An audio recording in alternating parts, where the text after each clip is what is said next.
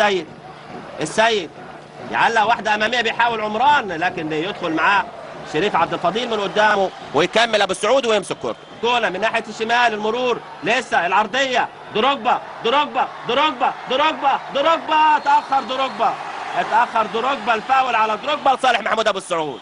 خط اتكلم، ادي الكوره اتعملت حلوه من سعد حسني، يستلم زحلق شريف عبد الفضيل ولوحده تماما، اتاخر في لعب الكوره احمد حسن دروجبا ويضيع فرصه كبيره جدا لفريق الجونه. استلم اهو عدل بوشه وعايز يلعبها محمود ابو السعود، ينقض قادم من المنصوره للنادي الاهلي، حراس مرمى النادي الاهلي.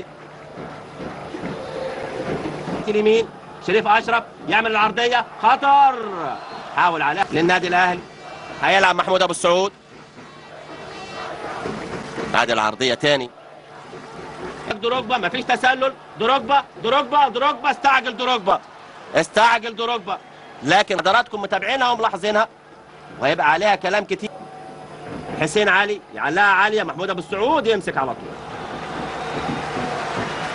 شجعوا الجماهير. محمود ابو السعود،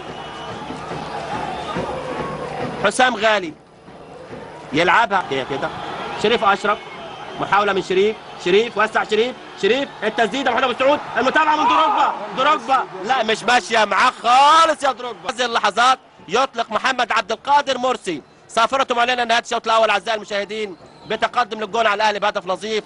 نذهب بعد الفاصل لاستاد النيل مع الكابتن جمال الغندور وصاحبه النجوم الكبيره اليمنى عمران، مكمل عمران، دخل بها المنطقه عمران والتسديده تهز الشباك من الخارج.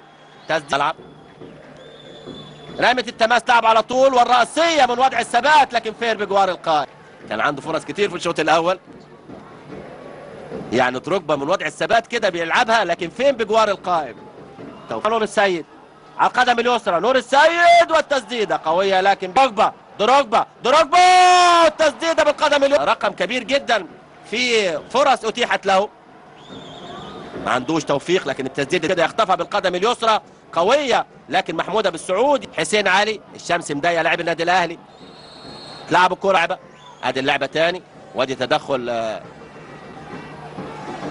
رضا معاه يقع على الارض ياخد ركله حره. فريق النادي الاهلي بيلعب في الوقت المحتسب بدل الضائع.